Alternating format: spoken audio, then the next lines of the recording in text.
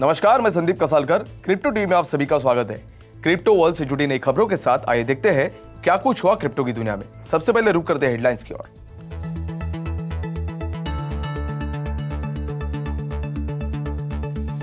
Higher risk appetite के बीच crypto currency में देखी बढ़त।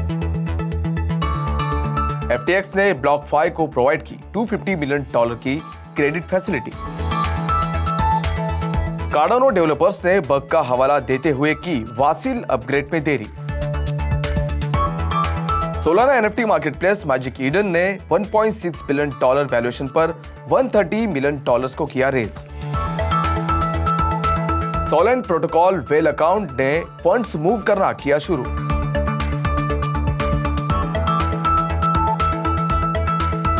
नकली क्रिप्टो एक्सचेंजेस ने इंडियन इन्वेस्टर्स से लूटे $128 मिलियन। यूक्रेन ने डोनेट किए गए क्रिप्टोपंक NFT से जुटाए $100,000। इंडियन सेलेब शेफ विकास खन्ना अपनी बुक का करेंगे NFT जारी।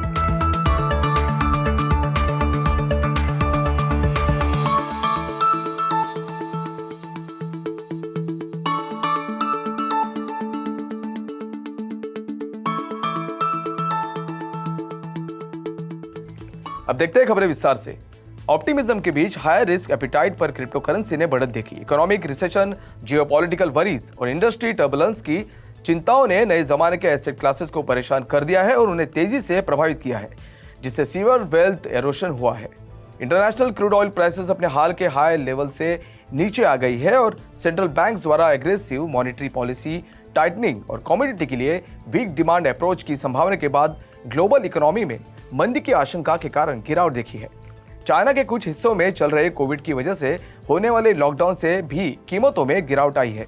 इन सब के बीच दुनिया की सबसे बड़ी क्रिप्टो करेंसी बिटकॉइन पिछले 24 घंटों में ऑलमोस्ट 3% की बढ़त के साथ अराउंड $21,100 पर ट्रेड कर रही थी, जबकि दूसरी सबसे बड़ी क्रिप्टो करेंसी इथेर उसी समय के दौरान 1.5% की बढ़त के साथ अराउंड $1,150 पर ट्रेड कर रही थी। वहीं global crypto currency market cap ने 2.42% की बढ़त के साथ $923 बिलियन पर ट्रेड किया। BlockFi crypto currency lending platform ने घोषणा की है कि उसने सैम बैंकमैन-फ्राइड के खुद के FTX से $250 मिलियन की रिवॉल्विंग क्रेडिट फैसिलिटी हासिल की है। BlockFi के CEO जैक प्रिंस ने मंगलवार को एक ट्वीट में कहा। प्रिंस ने कहा कि यह कदम हमारी बैलेंस शीट और प्लेटफॉर्म की स्ट्रेंथ को बढ़ाता है। प्रेस रिलीज में BlockFi ने कहा कि क्रेडिट फैसिलिटी निश्चित डॉक्यूमेंट्स के एग्जीक्यूशन पर निर्भर है, जिससे दोनों कंपनियां आने वाले दिनों में पूरा होने की उम्मीद करती है। BlockFi से विड्रॉल में देरी की बढ़ती शिकायतों के बीच यह एग्रीमेंट रिलीफ के रूप में सामने आया है। कार्डानो की development lab input output IOG ने टेक्निकल बग्स का हवाला देते हुए कार्डानो टेस्टनेट पर 20 जून को प्लान वासिल हार्ड फोक को आगे नहीं बढ़ाया है। वासिल एक नेटवर्क अपग्रेड है जो कार्डानो पर स्केलिंग कैपेबिलिटीज को बढ़ाएगा, जो अब टेस्टनेट पर जून के अंत में रिलीज होने की उम्मीद है। कार्डानो टेस्टनेट को हार्ड फोक करने का फाइनल डिसीजन इकोसिस्टम के डिसेंट्रलाइज्ड एप्लीकेशंस यानी डैप डेवलपमेंट कम्युनिटी के कंसल्टेशन से किया जाएगा। ऐसे में कार्डानो के ADA टोकन $0.49 पर ट्रेड कर रहे थे। हार्ड फोक्स एक नेटवर्क अपग्रेड को रेफर करता है जो पुराने ब्लॉक के पक्ष में प्री डिटरमाइंड नए रूल्स के साथ ब्लॉकचेन को मान्य और नए ब्लॉक का प्रोडक्शन करता है। सोलाना के leading non fungible token NFT marketplace Magic Eden ने इलेक्ट्रिक कैपिटल और ग्रे लॉक द्वारा को लीड वाली सीरीज B फंडिंग दौर में $130 मिलियन जुटाए हैं। 21 जून को घोषित किया गया राउंड के प्लेटफॉर्म की वैल्यू $1.6 बिलियन है, जो इसे OpenSea के सीरीज B के बराबर रखती है, जो कि लीडिंग इथेरियम NFT मार्केटप्लेस है, जिसने इस साल की शुरुआत में घोषित सीरीज C राउंड में $13 बिलियन वैल्यूएशन की कमान संभाली थी। मैजिक ईडन ने अपने प्राइमरी और सेकेंडरी मार्केटप्लेसेस के एक्सपांड के साथ साथ मल्टी चेन अपॉर्चुनिटीज को एक्सप्लोर करने के लिए फंड्स का इस्तेमाल करने की योजना बनाई है। Magic Eden Solana NFT community का करंट किंग पिन है, जो पिछले कुछ महीनों में इकोसिस्टम की वॉल्यूम का 90% से ज्यादा प्रोसेसिंग और मोमेंटम गेन कर रहा है। मार्केट अब कंपेरेबल है और कभी कभी डेली ट्रेडिंग और वॉल्यूम के मामले में OpenSea से आगे निकल जाता है। सोलेन ने एक ट्वीट में कहा, सोलाना लेंडिंग प्रोटोकॉल के गवर्नेंस ड्रामा के केंद्र में बड़े वॉलेट सोलेन ने आज सुबह क्रिप्टो करेंसी में लाखों डॉलर का मूव शुरू किया है। ये मूव संभावित रूप से एक लिक्विडेशन के केस में कॉन्टेजियन के रिस्क को रोकता है, जिससे सैकड़ों मिलियन डॉलर का नुकसान हो सकता है। एनोनिमस वॉलेट ने सोलेंट के SOL टोकन के पूल का 95% डिपॉजिट किया था और USDC बोरोइंग के 88% को रिप्रेजेंट किया था, लेकिन पिछले हफ्ते मार्जिन कॉल के करीब देखा गया और क्योंकि SOL की कीमत 40% से ज्यादा गिरकर $27 जितनी कम हो गई थी। ऐसे में वॉलेट की कार्रवाई मंगलवार को हुई, जब SOL की कीमत को पिछले 24 घंटों में 5% बढ़कर $37 पर देखी गई। इसका मतलब है कि लिक्विडेशन का स्तर मौजूदा स्तर से काफी नीचे है, जिससे वॉलेट के यूजर्स को लिक्विडेशन के मामले में अनफोर्सीन डैमेज को रोकने के लिए आवश्यक कदम उठाने की अनुमति मिलती है। साइबर सिक्योरिटी कंपनी CloudSEK का दावा है कि फेक क्रिप्टो करेंसी एक्सचेंजेस ने इंडियन इन्वेस्टर्स से $128 बिलियन यानी नियरली 1000 करोड़ रुपए से ज्यादा का स्कैम किया है।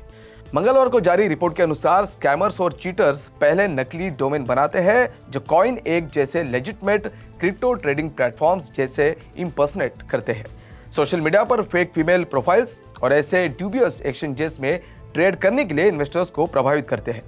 विक्टिम इन्वेस्टर्स इनिशियली भारी मुनाफा कमाते हैं और स्कैमर्स से और ज्यादा प्रभावित होने के बाद वे अपना पैसा नकली प्लेटफॉर्म में जोड़ते हैं। स्कैमर उसी समय इन्वेस्टर के अकाउंट को फ्रीज कर देते हैं और विड्रॉल्स को रोक देते हैं और इस तरह से पूरी इन्वेस्टमेंट के साथ भाग जाते हैं। जब विक्टिम्स इस तरह के घोटाले की शिकायतें करते हैं तो ऐसे ही धोखेबाज फिर उनके पास पहुंच जाते हैं। फ्रोजन एसेट्स को रिट्रीव करने के लिए वे विक्टिम से बैंक और ID कार्ड के कॉन्फिडेंशियल डिटेल्स प्रदान करने की रिक्वेस्ट करते हैं और इस तरह से इलीगल एक्टिविटीज को अंजाम दिया जाता है। यूक्रेन के क्रिप्टोपंग 5364 को बेच दिया है, जो highly valued non fungible token NFT है। इसे देश द्वारा रशिया के खिलाफ वॉर में फंड रेजिंग कैंपेन के दौरान मार्च की शुरुआत में डोनेशंस के रूप में प्राप्त हुआ था। देश के डिजिटल ट्रांसफॉर्मेशन के डिप्टी मिनिस्टर एलेक्स बोनियाकॉव ने सोमवार को एक ट्वीट में सेल की घोषणा की। ऐसे में इस एनोनिमस बायर द्वारा इस NFT को 90 ETH यानी सेल के समय रफली $100,000 में खरीदा गया है। फरवरी में अपने वॉलेट को पब्लिक करने के बाद से कुल मिलाकर यूक्रेन ने क्रिप्टो डोनेशंस में $135 मिलियन से ज्यादा जुटाया है, जिसमें यूक्रेनी फ्लैग NFT का सिंगल सेल में $6.75 मिलियन शामिल है।